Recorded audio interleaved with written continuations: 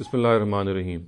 اسلامی رسوم و آداب کے حوالے سے جو مختلف رسومات اسلام نے اپنے فالوورز میں، اپنے متبعین میں جاری کی ہیں،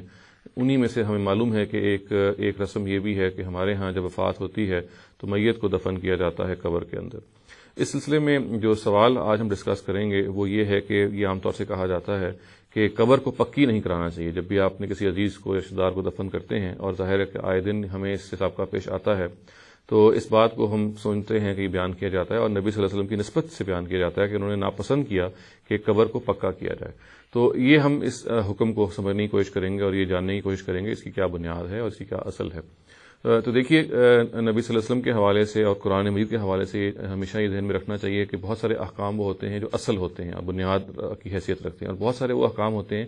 جن کو ہم کہتے ہیں سدن لذریعہ۔ اس کا مطلب یہ ہوتا ہے کہ جس چیز کو ممنوع قرار دیا جا رہا ہے اصل میں تو وہ چیز ممنوع نہیں ہے، تاہم چونکہ وہ چیز کسی بڑے گناہ یا کسی بڑی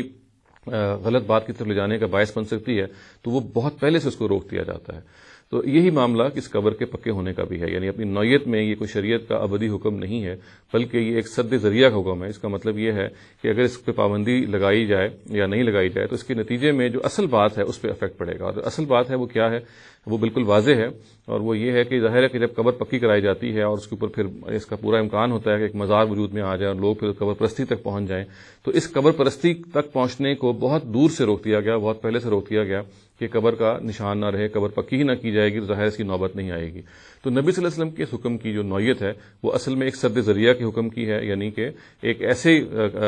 ایسا معاملہ کہ جو کہ ممنوع ہے دین میں۔ ظاہر ہے کہ قبر کو پوجنا یہ بالکل ایک شرک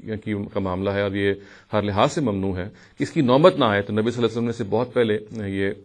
ایک احتیاطی تدبیر کے طور پہ یہ کہا کہ قبر کو پکی نہ کرایا جائے، مگر چونکہ ہمیں یہ معلوم ہے کہ یہ ایک ایسی تدبیر ہے جس کا تعلق احتیاط سے ہے اور اس کا تعلق زمانے سے بھی ہے، جہاں ہمیں محسوس ہوگا کہ اس احتیاط کی ضرورت ہے اور اس دور میں اس سوسائٹی کے اندر قبر پرستی کا مثال کے طور پہ رجحان بہت زیادہ ہے، تو وہاں ہم اسی سد ذریعہ کے حکم کو بالکل رکھیں گے برقرار، اور اس کے بارے میں ڈسکریجمنٹ ہوگی اور اس کے بارے میں ہم یہ پسند ہی کریں گے کہ قبر کو پکی نہ کیا جائے۔ تاہم اگر کسی سوسائٹی کے اندر مثال کے طور پہ ایک قبر پرستی کے حوالے سے کوئی رجحان نہ پایا جاتا ہو اور قبر پرستی کے بارے میں جو ایک ہمارے ہاں بیداری کی بات ہونی چاہیے اور اس طرح کے معاملات کے بارے میں یقیناً ہونی چاہیے، اگر وہ سوسائٹی کے اندر بالعموم پائی جاتی ہے اور لوگوں کا قبروں کی طرف اس طرح کا رجحان نہیں ہے، تو اگر کوئی شخص اس موقع پہ قبر کو پکی کراتا ہے تو اس میں کوئی پھر حرج نہیں ہوگا۔ تو جو بات سمجھنے کی ہے وہ یہ ہے کہ قبر پرستی کی جو قبر کو پکا کرانے کا جو حکم ہے، اس کی جو اصل ہے وہ بنیادی طور پہ قبر پرستی سے روکنا ہے،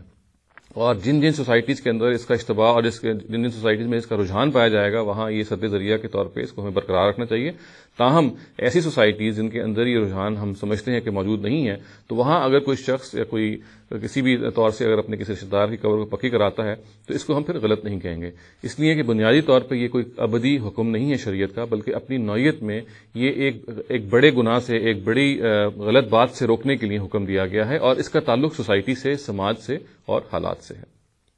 اقول قولی ھذا واستغفر اللہ لی ولکم ولسائر المسلمین والمسلمات۔